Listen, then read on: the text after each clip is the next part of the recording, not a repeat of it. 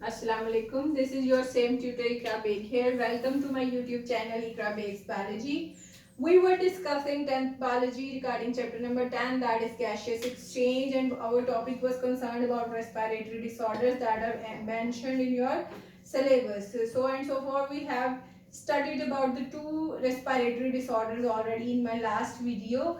Now we will discuss about two more respiratory disorders which are pneumonia and asthma.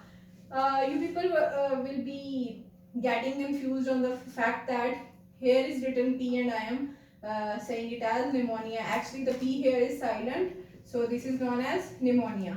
So pneumonia का लफ्ज आप बचपन से बहुत ज़्यादा सुनते आ रहे हैं, ठीक है। बहुत से लोगों को होता है, आपको पता है आपकी पॉपुलेशन के 97% पोर्शन को निमोनिया होता है हर साल जब भी जो है मौसम चेंज हो रहा होता है। तो basically pneumonia is an infection of lungs. Infection का वर्ड जब भी बायोलॉजिकल साइंस में यूज होता है इट मीन्स कि वहां पर कोई कॉजेटिव एजेंट मौजूद है। अच्छा, उससे पहले मैं बता दूं कि अगर आपका निमोनिया किसी आपके एक लंग में है तो आपका निमोनिया है। अगर आपके दोनों लंग्स इस निमोनिया से जो हैं वो इन्फेक्ट हो गए हैं तो it means it is known as double pneumonia. और इस टर्म को भी आप बहुत ज्यादा सुनते आ रहे हैं। Being Pakistani we are more prone to these kind of infections, क्योंकि हमारी एनवायरनमेंट अच्छी नहीं है, हमारी एयर क्वालिटी बेटर नहीं है, तो we as Pakistanis are getting more worse symptoms of this.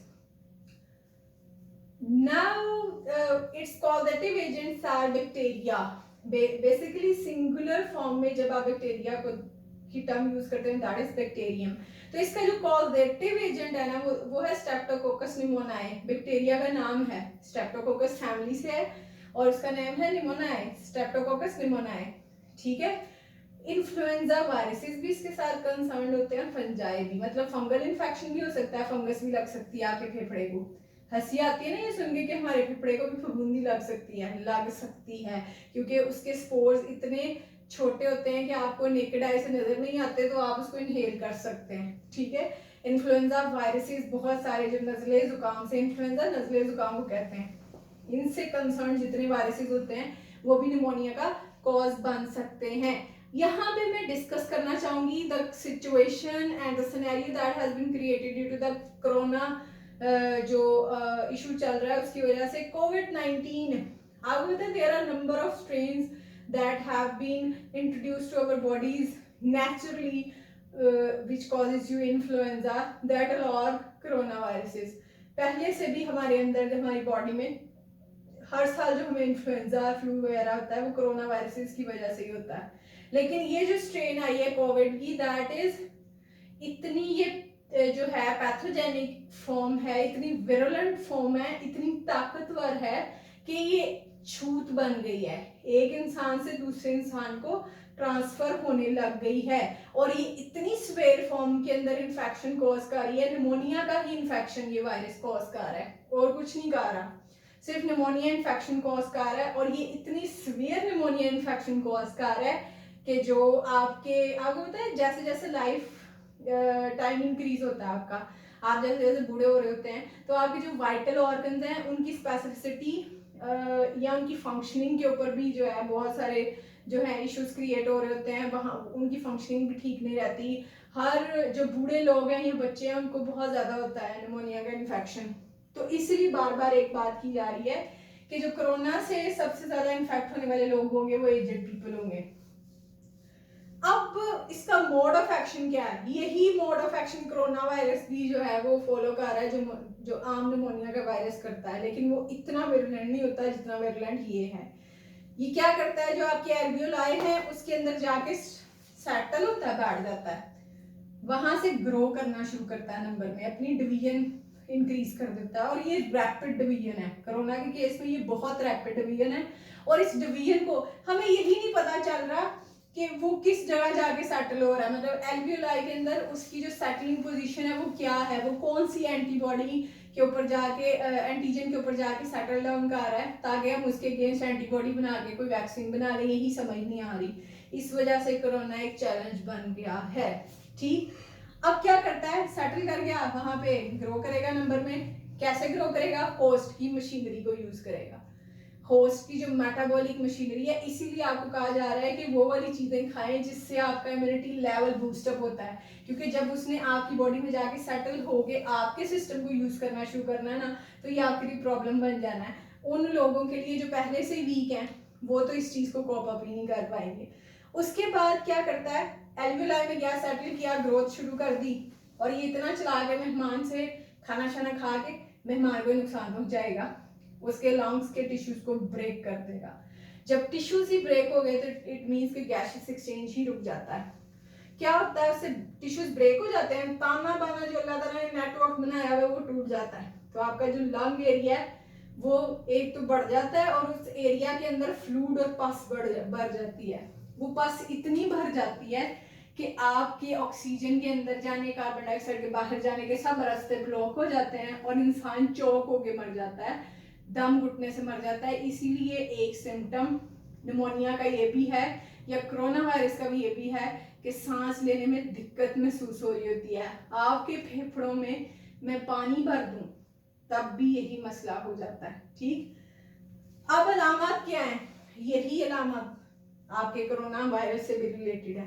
Cold, ठंड लगती है, बहुत तेज बुखार हो जाता है, कपकपी तारी हो जाती है, शिवरिंग, कफ विद स्पूटम, ऐसी खांसी आ रही होती है।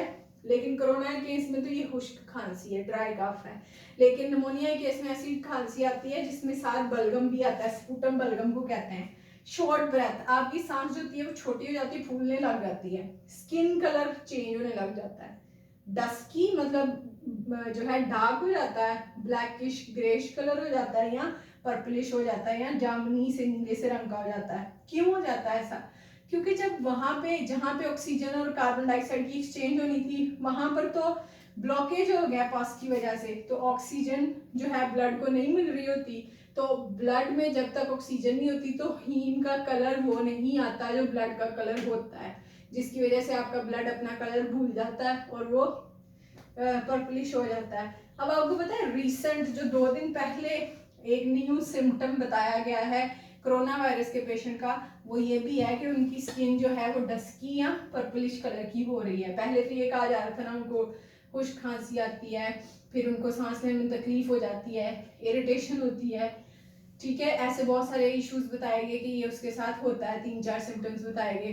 बाद में बताया गया कि उसके जो टेस्ट बर्ड्स हैं वो खराब हो जाते हैं, ना तो उसको कोई चीज़ सूंघी जा रही होती है और ना ही उससे कोई चीज़ चख के उसका जायका महसूस हो रहा होता है। और लेटर ऑन अब जो न्यू पेशेंट्स आ रहे हैं, कुछ बर्तानिया में, ब्रिटेन में कुछ ऐसे केसेस आए हैं कि जिनकी स्किन भी पर्पलिश या डस्की कलर हो चुकी थी कुछ बॉडी के पार्ट्स के ऊपर, तो उससे भी पता चला था कि निमोनिया अपनी सीवियर फॉर्मेशन में मौजूद है।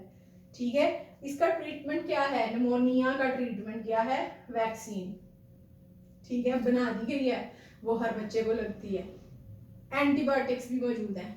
अब आप ये हिसाब लगा लें कि जब निमोनिया की एंटीबायोटिक या वैक्सीन मौजूद नहीं थी तो आपकी पॉपुलेशन में से इन्फेक्ट होने वाले मोर देन हाफ लोग मर जाते थे। ठीक है, तो आप खुद हिसाब लगाएंगे इस वक्त निमोनिया ही आपके पास सीवियर फॉर्म में मौजूद है, क्योंकि इस वक्त जो ये जो निमोनिया जो कॉजेटिव एजेंट है वो इतना ताकतवर है कि उससे छुटकारा पाना बड़ा मुश्किल हो रहा है। ठीक है, उसके लिए वैक्सीन ढूंढना भी बहुत मुश्किल हो रही है, और एंटीबायोटिक तो फिर दूर की बात चली जाती है। ठीक है, this is all about your pneumonia and it's relationship with corona virus. ठीक है, उसके बाद अगर हम बात करें तो एस्थमा पे आ जाते हैं हम लोग। एस्थमा इन्फेक्शन नहीं है, इट्स जस्ट एन एलर्जी। ठीक है, ये सिर्फ एक एलर्जी है। इसमें क्या होता है, ब्रोंकाई, ये जो आपके 2 आ रहे थे लंग्स के अंदर पोर्शंस, ठीक है, ये ब्रोंकाई जो है इनमें इन्फ्लेमेशन हो जाती है, सोजिश हो जाती है, तो जिसकी वजह से क्या होता है, म्यूकस रेशा बढ़ जाता है। ठीक है, और जो एयरवेज है, हवा आगे गुजरने के जो रास्ते हैं 2 लंग्स तक जाने के लिए, वो क्या हो जाते हैं, नैरो हो जाते हैं, तंग हो जाते हैं। तो ब्रोंकाई और ब्रोंकियोल जो होते हैं ना, जो इनसे फर्दर ब्रांच आउट होते हैं, वो एलर्जेंस से सेंसिटिव होते हैं। ऐसी चीजें जो एलर्जी कॉज करती है उनसे सेंसिटिव होते हैं, जैसे कि जो अस्थमा के पेशेंट्स होते हैं उनको परफ्यूम से एलर्जी होती है, पोलन से एलर्जी होती है, ठीक है, डस्ट पार्टिकल से एलर्जी होती है, उनको गोता लग जाता है ऐसी सिचुएशन के अंदर, क्योंकि जो पहले ही ये देखे ना सांस की नाली है, ठीक, उसके अंदर म्यूकस है बहुत ज़्यादा, तो उसमें पहले ही सांस के गुजरने का रास्ता तंग है, तो कोई डस्ट या एलर्जन जाता है तो फिर उसकी वजह से इन्फेक्शन बढ़ जाता है, एनर्जी बढ़ जाती है। रिस्पॉन्स क्या होता है, कंस्ट्रिक्शन शुरू हो जाती है, मतलब आपके रास्ते तंग हो जाते हैं, आपको सांस लेने में दिक्कत आती है, डिफिकल्टी इन ब्रीदिंग हो जाती है। इसकी अलामत क्या है, सांस फूलती है, शॉर्टनेस ऑफ ब्रेथ बहुत तेजी से हो रही होती है। फिर ट्रीटमेंट क्या है, इलाज क्या है, ऐसे केमिकल्स दिए जाते हैं पेशेंट को जो ब्रोंकियोल्स को डायलेट करते हैं। डायलेशन का मतलब है ब्रोंकियोल्स को खोल देते हैं, इसका मतलब म्यूकस तो मौजूद है लेकिन उसका साइज थोड़ा इंक्रीज कर देते हैं। जो ट्यूब है उसी का साइज ब्रोंकियोल का ही या ब्रोंकाई का ही साइज बढ़ा दिया जाता है ताकि रास्ता हवा को मिल जाए। और ये जो केमिकल्स हैं ये ड्रॉपलेट्स की फॉर्म में दिए जाते हैं इनहेलर के अंदर डाल के, ताकि वो एक ही दफ़ा पंप करें, वो प्रेशर के साथ उसके अंदर जाएं और वो रास्ते को डायलेट कर दें ताकि सांस लेने में आसानी पेश आए, दिक्कत महसूस ना हो। This was all about your respiratory disorders which I have taken out for today's lecture. Both of these are pneumonia and asthma. I have linked up pneumonia towards the coronavirus और COVID-19 infection जो कि इस current situation में बहुत बहुत बहुत तेज़ी से फैल रहा है। अल्लाह ताला हमें इससे महफूज रखे। Further kindly thank you so much for watching my videos. Also like them, subscribe my channel and share with your friends. Thank you so much.